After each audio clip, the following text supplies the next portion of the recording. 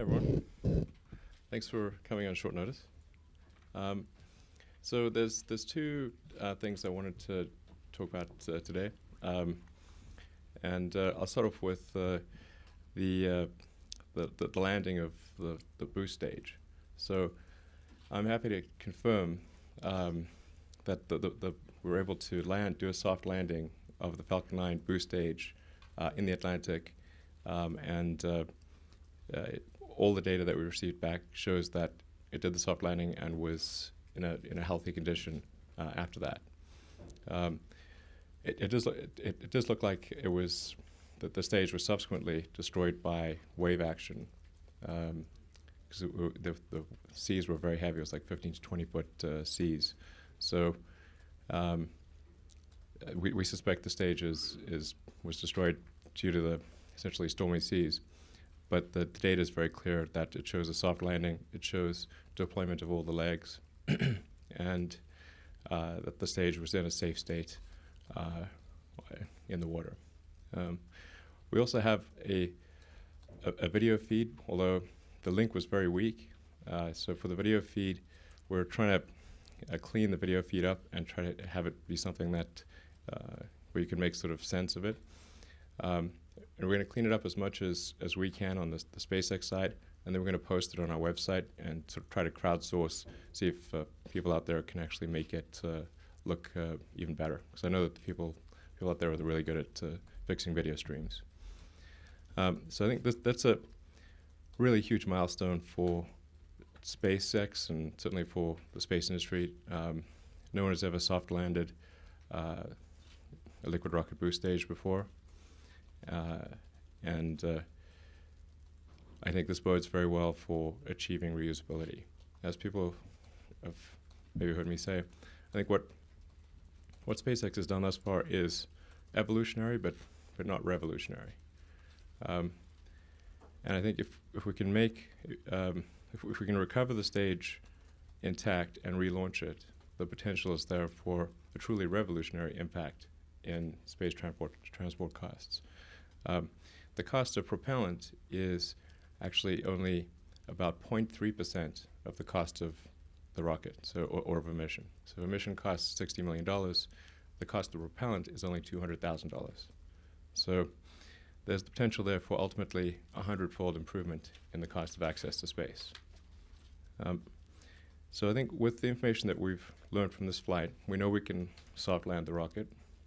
And we're taking some additional steps with the upcoming flight, which will be a commercial mission for Orbcomm to have a much greater probability of getting to the stage in time and recovering it. So we're securing much bigger boats this time, unfortunately. I think we try to get we call every boat owner on the East Coast above a certain size. And it turns out most of the boats that can take really heavy seas are actually in the Gulf and elsewhere, but apparently not in the greater Florida area. So this time we're going to have much more capable boats, and I think also we kind of got unlucky that we essentially landed the stage in the middle of a big storm, and so hopefully this time we will not have to do that. It will also be splashing down or landing in the water much closer to land than last time. So I think hopefully we'll avoid some of the deep ocean stuff. And then with each successive launch, and we have several more launches this year, we expect to get more and more precise with the landing. And if all goes well, I am optimistic that we'll be able to land the stage back at Cape Canaveral by the end of the year. So that's all great stuff, and I think assuming that happens, we should be able to refly the main boost stage sometime next year. Anyways, it's somewhat of a huge day because we've been trying to do this at SpaceX for a long time, and it's been 12 years, and we sort of finally did it. And now we just got to bring it back home in one piece. So any questions about that? Sure. Yeah, have you, Jeff Faust, Space Review, have you identified a landing site at the Cape to bring the stages back to? Yeah, we've actually worked with Air Force Range Safety to identify several locations at Cape Canaveral where we can land the stage. They've actually been really helpful. So at first we were concerned, well, range safety might be, object to this, but they actually have been really helpful and supportive. And there are several places we can land. It kind of depends on how tightly we can control the landing point. And I think if we can demonstrate tight control, there are actually a lot of places at the Cape that we can land.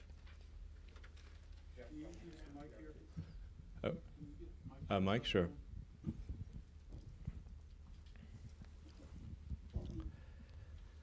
Alan Boyle with NBC News.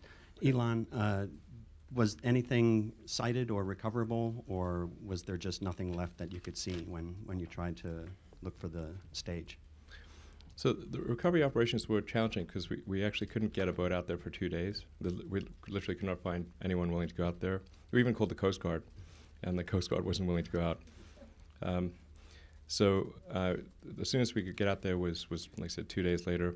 We actually have been able to find pieces of the interstage. So that the interstage is the carbon fiber structure that joins the first and second stage. And that's certainly something that you would expect to get destroyed by wave action because it's got a big open hole at the top and the waves will come in and kind of blow it apart.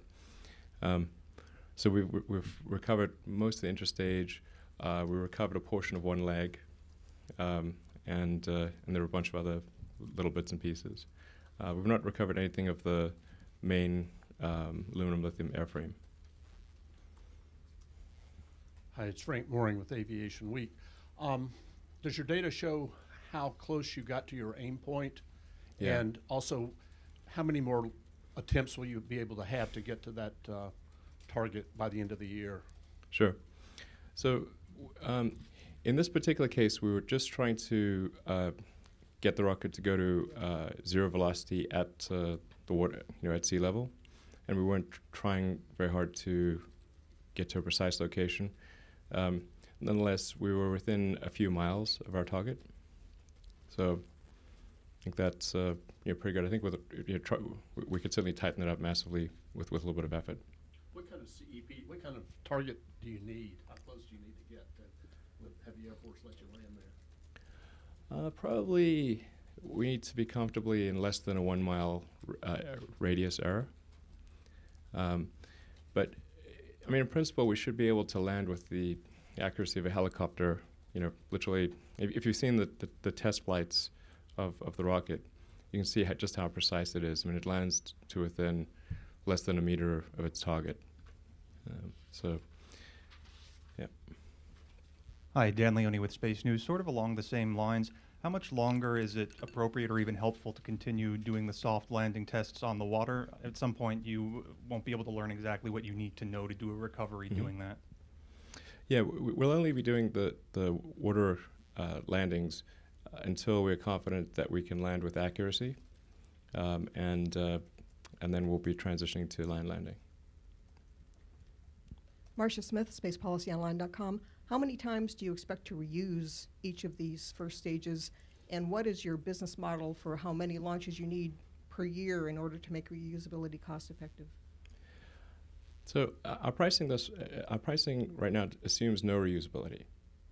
So none of our prices are contingent on that. Any reusability we're able to achieve would only allow us to reduce prices from where they are today. The more often we're able to fly and the more often we're able to reuse the stages, and the less work they require between flights, the lower the cost can be. The boost stage is roughly 70% of the cost of a launch. So if we're able to reuse it and refly it with minimal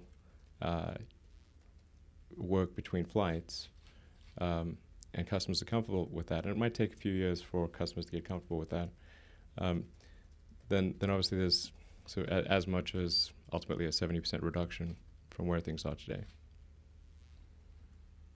Jeff Brumfield with National Public Radio. I know the official line was that this had, I think, slightly less than a 50-50 chance of working. Did you personally think it was going to work on the very first try? Well, it's not strictly speaking the very first try. The first time we tried to do a soft ocean landing was Falcon 9 Flight 6. So that was about 8 months ago, and that's where we had an issue. Basically, the rocket spun up too much due to the high aerodynamic torque coming in from hypersonic velocity. Something we didn't expect was that even small changes, or even small asymmetries on the outer skin of the rocket would cause it to spin up because it's facing such high forces. So the nitrogen thrusters on board the rocket for that flight weren't able to overcome the aerodynamic torque. For this flight we just had, we doubled the thrust of the nitrogen thrusters. So and also added a bunch more nitrogen coal gas propellant. Did you think it was going to work? I gave it sort of a 40-50% chance of working, yeah. So I was that percentage, I think. So I was actually positively surprised by the fact that the legs deployed, landed. It's basically sat there for 8 seconds before we lost data, and that's a better outcome than I'd expected. Hi, Julia Piper with Environment Energy Publishing. I know there are huge cost savings here. I wonder if you could talk about efficiency or materials savings. Is there any sort of environmental or sustainability benefits coming with reusing these rockets, fitting into your larger body of work? I'm thinking Tesla here and the benefits there. Sure. Well, there's no question. If compared to the way that rocket flight normally works, where the stages all just kind of come back and crash, and there's a bunch of rocket stages at the bottom of the ocean. Reusing the stages is much better for the environment, and it takes much less energy. Then you don't have to keep rebuilding new rockets, and so I think there's certainly a sustainability element there. Yeah. We have some reporters who are queued up on the phone. If you could give your name and affiliation prior to asking your question. Thank you, sir. Our first question comes from the line of, I believe it's Mr. Keith King, and he's from CBS News. Please proceed. Great. Thank you very much. Can you hear me all right? Sure. Great. It's Peter King at CBS Radio News. Just a quick yes/no question, and then one that might take a little longer.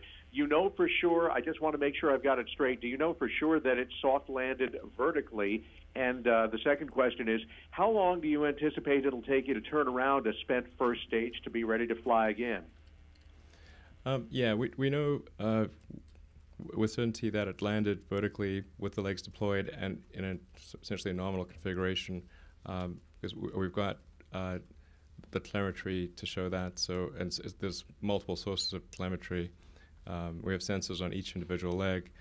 We have multiple inertial sensors and GPS, multiple GPS units on it, and they all sort of agree with that conclusion.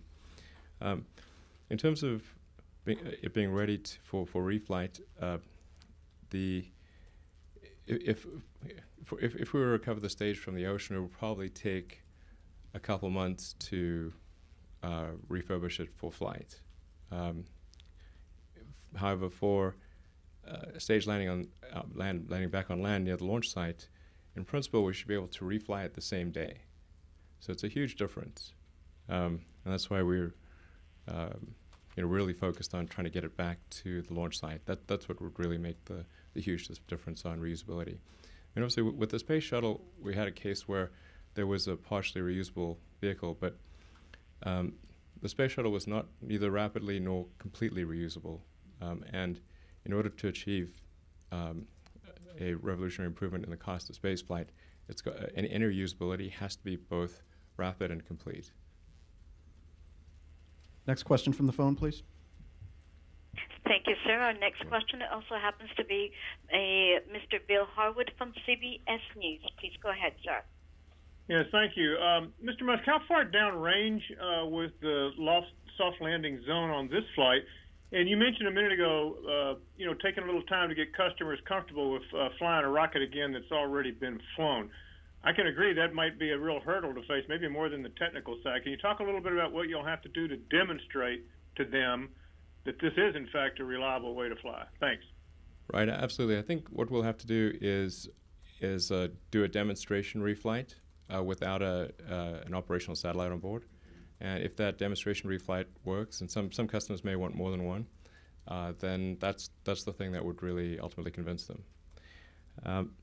And then I should probably transition to the other sort of news item, which is not as well. Not the first one was positive. This one's a bit negative. The SpaceX has decided to file suit and protest the Air Force ELV block buy. This is a 36-core sole source uncompeted procurement that was signed earlier this year, and that essentially blocks companies like SpaceX from competing for national security launches. Essentially, what we feel is that that this is not right. That the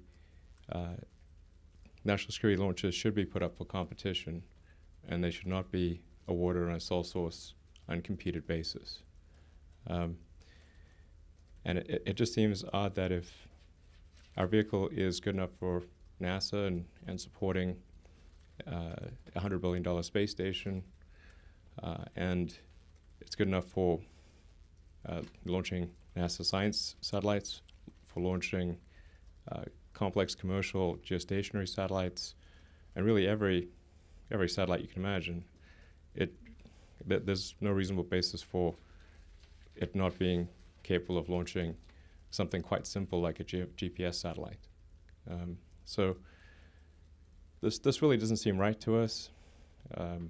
We've tried every avenue to try to figure out why is this the case. Is there anything we can do besides file a protest? And it seems like we're essentially left with the only option, which is to file a protest. The ULA rockets are basically about 4 times more expensive than ours. So this contract is costing the U.S. taxpayers billions of dollars for no reason. And to sort of add salt to the wound, the primary engine used is a Russian main engine made in Russia. And moreover, the person who's sort of heads up Russian space activities is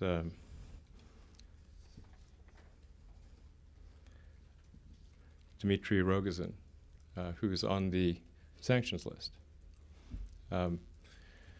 So it seems pretty strange, like,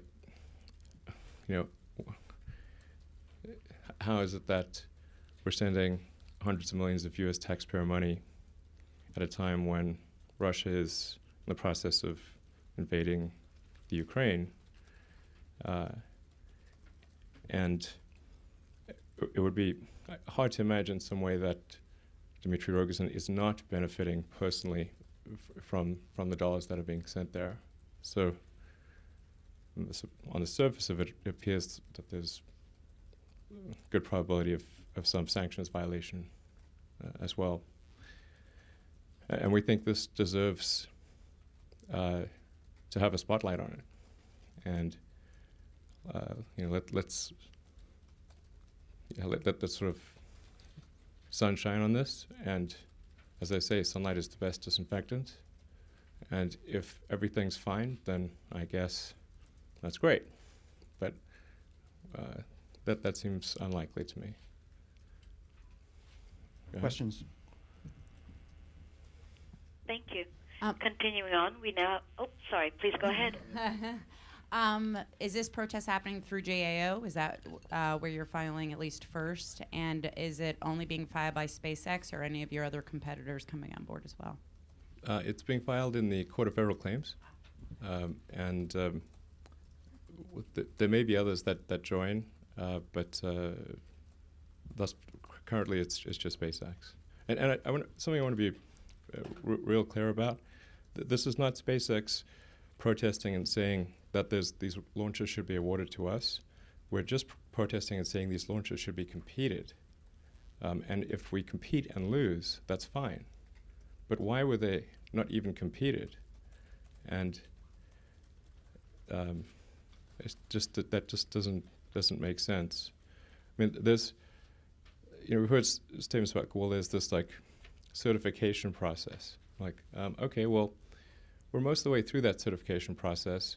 So far, there've been 0 changes to the rocket. This is a paperwork exercise, and since this is a large multi-year contract, why not wait a few months for the certification process to complete and then do the competition?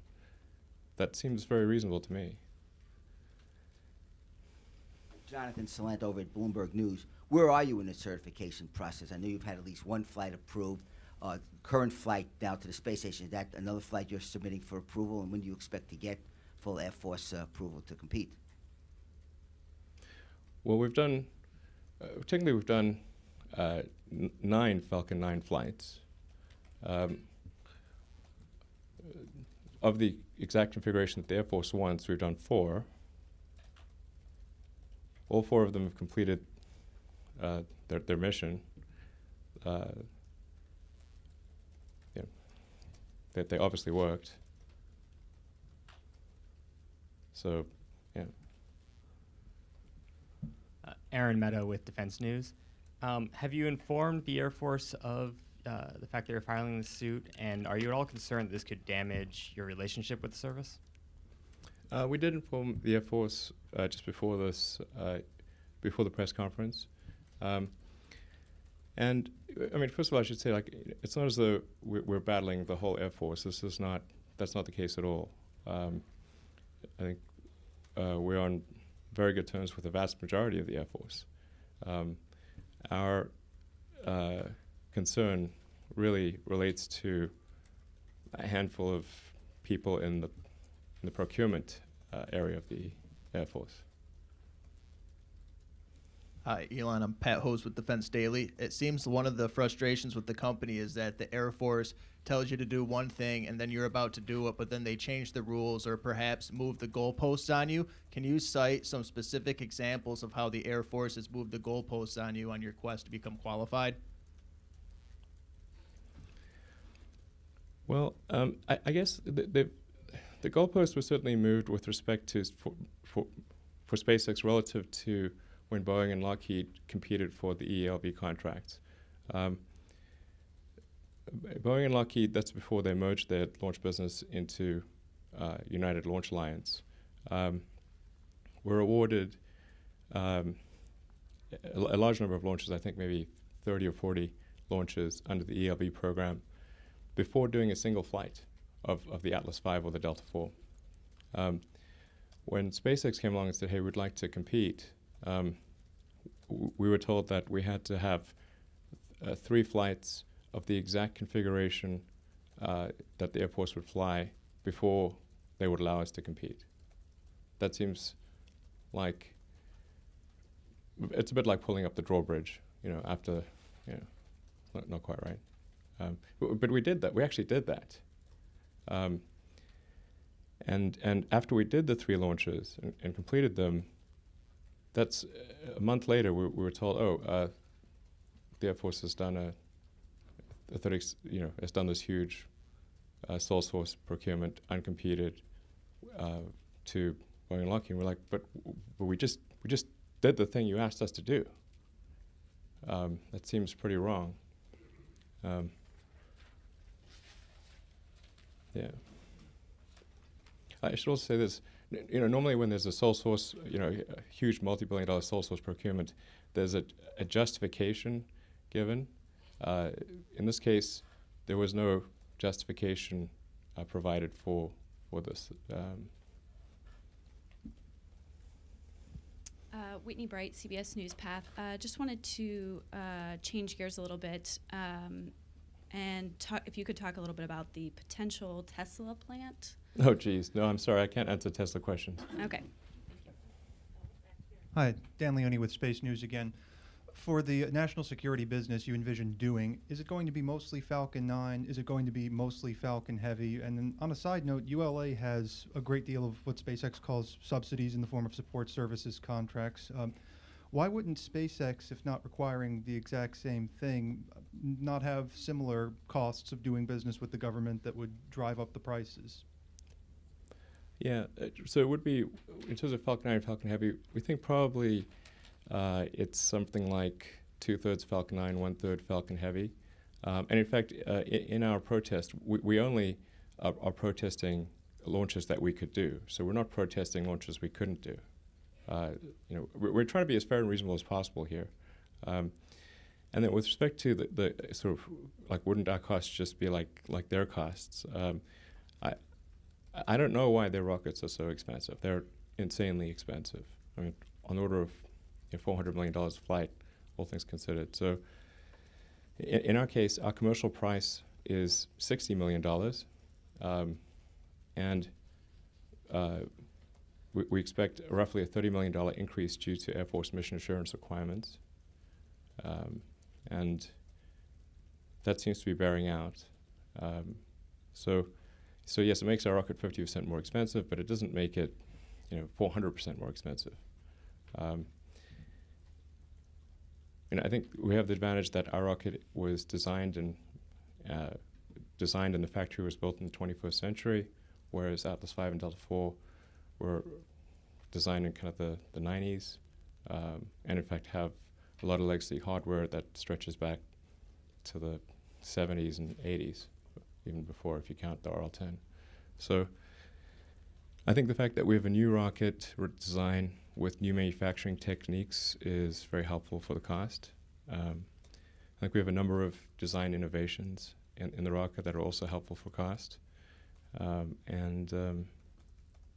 I mean, there's some of it's just like elementary things. Like if you look at the Atlas V, it uses 3 types of propellant. So it uses solid rocket motors, it uses a kerosene first stage and a hydrogen upper stage. Our rocket, our Falcon 9 by comparison, is a 2-stage rocket. That both stages just use rocket propellant grade kerosene. So right off the bat, to the first order approximation, our operational cost and launch are a third of what an Atlas V would be. Hi, Yang Yang with Bloomberg Television.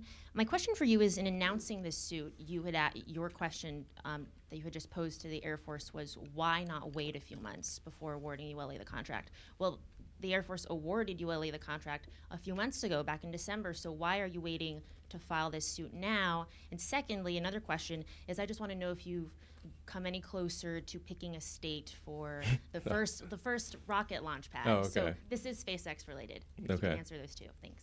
Sure. So we actually only learned about the big sole source award in March.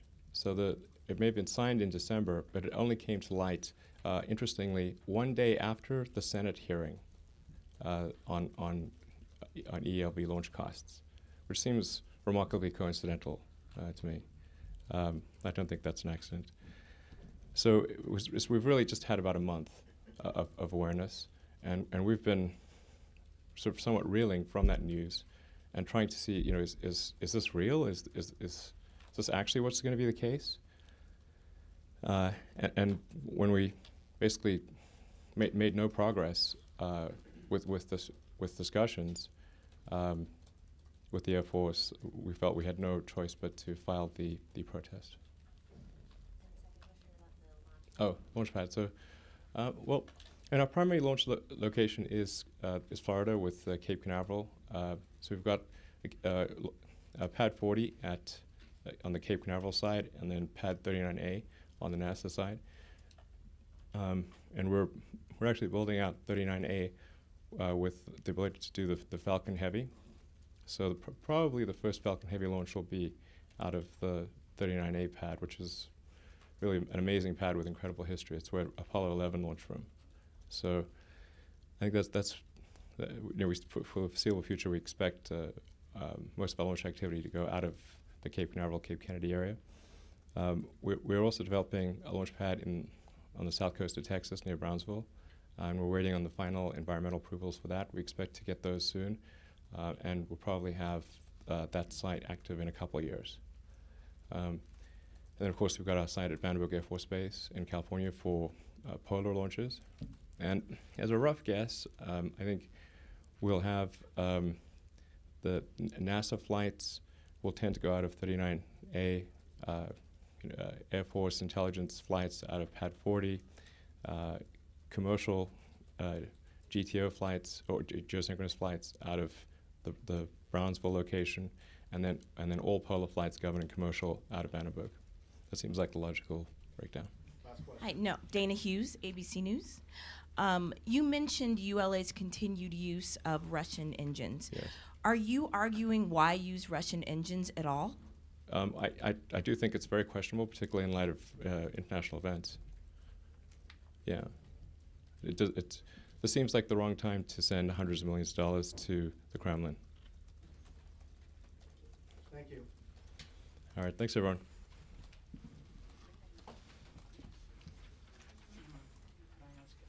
Sure, Alan, what's up? Are you asking the Air Force to kind of hold up and wait until you're able to get formally certified? Yeah, I think the right thing to do would be to cancel the oh, sorry. Yeah, I think the reasonable thing to do would be to cancel the 36 core contract, wait a few months for certification to complete, then conduct a full competition. I think that would be in the best interest of the American public, by not by a small margin, but by a huge one. What would stop other competitors potentially from asking for the same courtesy? Well, I think they should. Yeah. Yeah. All right. Thank you.